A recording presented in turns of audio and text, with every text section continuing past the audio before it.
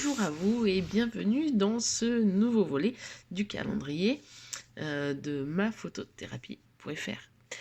Alors aujourd'hui nous allons parler du syndrome du miroir, donc à pas confondre avec la maladie du miroir. Je ne sais pas si vous connaissez, on appelle ça aussi le syndrome du miroir. C'est quand on fait des gestes avec sa main droite et qu'on arrive aussi, enfin sa main droite ou un côté, et qu'il faut absolument qu'on fasse la même chose avec l'autre côté. En fait, c'est quand on fait ça. Voilà, il ne faut pas confondre avec ça. Là, je vais vous parler du syndrome du miroir par l'image. C'est quelque chose qui est très, très, très, très récurrent, malheureusement, et on ne le sait pas forcément. Enfin, on le sait, mais on ne sait pas donner le nom. Mais c'est la plupart des femmes font ce syndrome-là. Parfois moins fort et d'autres bien plus fort. Ça va jusqu'à bien plus loin que ça et on va en parler. On a besoin, quand on a besoin de reprendre confiance en soi, on commence à analyser nos défauts, on commence à analyser aussi nos complexes. Et quand on commence à se regarder dans le miroir, on va analyser et parfois on va se déformer. On va avoir une déformation de nous-mêmes, on va en trouver là où il n'y en a pas du tout, on va se dire, tiens, on a des grosses joues, on a un truc, ou voilà. On va essayer de se trouver toutes les pires déformations possibles et inimaginables, que ce soit dans le physique, dans l'image, ou plutôt dans l'esprit. Parce que c'est carrément en totalité qu'on va se regarder, et parfois on va mal gérer la manière de se regarder, et on va pas la faire correctement. Quoi dire aussi d'important au début, c'est que pour moi le miroir c'est votre meilleur ami, mais aussi ça peut être votre médiateur, le médiateur de vous, de vous-même. C'est la seule et unique personne, entre guillemets, votre reflet qui a le droit de faire la médiation entre vous et vous-même.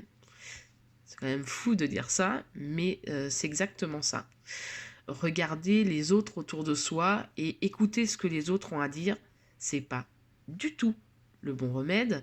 Quand on entend des choses des gens et qu'on se les accapare et qu'on les prend, on y croit vraiment, c'est pas du tout la bonne chose à faire.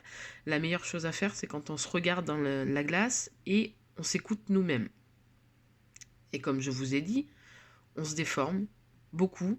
Il y a un gros travail à faire sur soi pour éviter justement d'avoir ce syndrome et d'avoir ces déformations de l'image qu'on a. La plupart des femmes le font. Évidemment, on a des rides, oh là là, on la voit énorme la ride, alors que c'est un peu comme tout le monde, hein, de toute façon on en a. Voilà, on trouve les joues énormes, alors que l'autre elle dit bah non, moi je te trouve pas les joues énormes, enfin c'est bizarre. Voilà, ça c'est une déformation. Malheureusement, quand on a des problèmes avec son image, c'est des problèmes de confiance en soi, hein, d'estime de soi évidemment. Quand on a des problèmes avec son image, généralement ça pose beaucoup de difficultés dans un couple.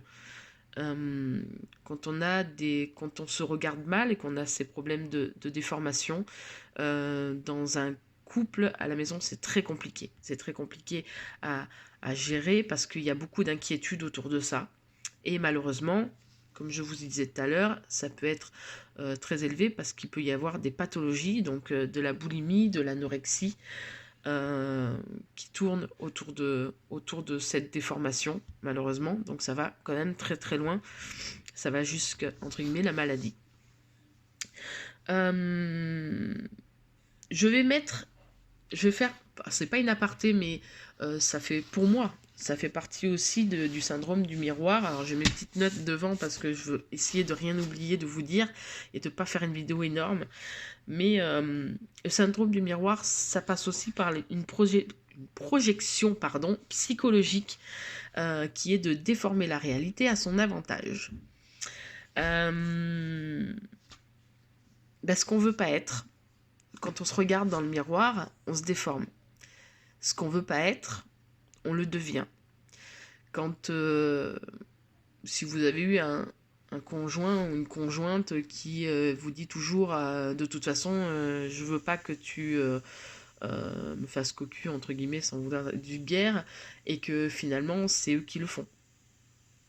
Ça s'appelle voilà, une projection psychologique, c'est tout ce qu'on se reproche à nous-mêmes et qu'on ne veut pas être, on le devient avec les autres. C'est un problème d'estime de soi, ça c'est sûr et certain. C'est un problème de manque de confiance en soi. Et on se dit toujours, on entend ces personnes-là dire j'ai pas de problème moi. Par contre, c'est les autres qui en ont. Voilà. Je n'ai aucun problème avec moi, c'est les autres qui en ont.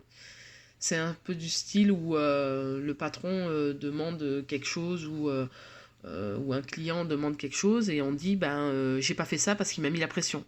Voilà. Je ne l'ai pas fait parce que c'est à cause de cette personne qui m'a mis la pression que je n'ai pas pu faire cette chose-là.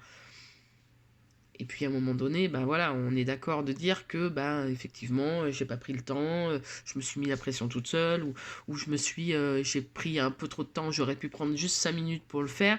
Non, ces personnes-là vont essayer de faire cette projection psychologique, c'est-à-dire qu'on ne veut surtout pas avoir affaire à des gens qui nous, qui nous dirigent, qui nous manipulent, et finalement on va le devenir. On va devenir quelqu'un de très manipulateur et qu'on va tout rejeter nos fautes sur les autres. C'est ça. Moi, je le mets exactement dans le syndrome du miroir parce que c'est un peu la même chose. Quand on veut pas devenir, on veut pas grossir et on se dit malheureusement, on se voit déformer dans la glace et on se dit oh je suis grosse et tout ça va essayer de chercher dans la tête et on va se mettre à manger parce qu'on n'est pas bien et on va finir par grossir. Si on se sent bien dans son corps, généralement, tout va pour le mieux. Et on n'a pas besoin de se goinfrer comme certaines. Moi, je sais que la première chose que j'ai, c'est quand je suis pas bien, je mange du chocolat. Voilà. Quand on est bien, ça va vachement mieux en fait. On n'a pas besoin d'avoir des déformations dans le miroir. C'est très subtil comme syndrome. Donc effectivement, je mets la projection psychologique avec, parce que là par contre, sa projection psychologique, comme je l'explique, c'est pas l'image que l'on a physique, mais c'est plutôt l'image mentale. Je veux mettre juste une petite aparté qui est aussi une projection psychologique, je vais pas y arriver à le dire. C'est pas du tout pareil que la première quand je vous dis que de déformer la réalité à son avantage, mais il fallait que je le dise parce que c'est quand même quelque chose qui me tienne à cœur. Alors c'est pas trop le sujet du miroir, mais c'est quand même une projection psychologique. C'est la maltraitance féminine. La maltraitance féminine, on dit qu'on fait une projection psychologique. C'est pour ça que je mets des petites notes parce que c'est pas quelque chose que j'ai l'habitude d'aborder. C'est projeter une image positive de la personne qui les maltraite ou de son agresseur. Par exemple, on dit s'il est jaloux, c'est parce qu'il m'aime. Ou je vais essayer de trouver un autre exemple. Ou tiens, ça peut être lié. Ça peut être lié, par exemple, à l'image. S'il me dit que je suis grosse, il le pense pas vraiment. Et c'est parce que c'est la seule personne qui se préoccupe de moi, finalement. Donc, voilà. Ça aussi, c'est une... Au lieu de dire stop à tout ça, on va essayer de trouver des points positifs. On va faire une projection psychologique de points positifs sur la personne qui est maltraitant. Voilà. Donc ça peut être son conjoint, ça peut être quelqu'un d'un membre de sa famille. Il fallait que j'en parle parce que ça fait... du coup, ça faisait une petite aparté avec cette projection-là. Et voilà, ça me fait un petit point sur ce que peut être le syndrome du miroir. Ça peut aller jusqu'à loin, comme je vous l'ai dit. Et c'est très dur à le gérer. C'est une gestion très compliquée. Et là, par contre, il faut un suivi. Alors, il faut un suivi thérapeutique, évidemment, psychologique, si on n'arrive pas à y faire face, comme la boulimie ou l'anorexie. Parce que c'est quelque chose qui est... On peut arriver à s'en sortir seul, mais il y aura toujours des petits écarts On a besoin quand même de se faire suivre. Et là, et la photo est que justement la boulimie ou l'anorexie fait comprendre qui est notre image à l'instant T. Ça vous dit pas quelque chose, ça, à l'instant T? Je vous ai parlé la dernière fois des 3 modes de l'image. L'instant T, c'est exactement ça. On se voit avant comme on était peut-être plus grosse, plus mince, et on se voit aujourd'hui. Plus grosse, plus mince aussi, ou peut-être plus ridée. Et là, on commence à faire des déformations. Donc, vous voyez, de toute façon, à chaque fois qu'on parle des choses, l'image et le mental et l'esprit, c'est quelque chose qui sont étroitement liés. Et quand on vous parle des modes, voilà, du mode de l'image, la dernière fois, là je vous parle du syndrome du miroir, tout est lié finalement. On comprend, ah, on a une petite chose de ça, ah oui, je comprends mieux pourquoi ça aussi ça bloque. Et fur et à mesure, on commence à arriver à se débloquer. Voilà, c'était... je pense que c'était un bon sujet pour ce petit calendrier de l'Avent. Ça peut peut-être débloquer à certaines choses à comprendre, ce qui se passe en elle, et développer son estime de soi et sa confiance en soi.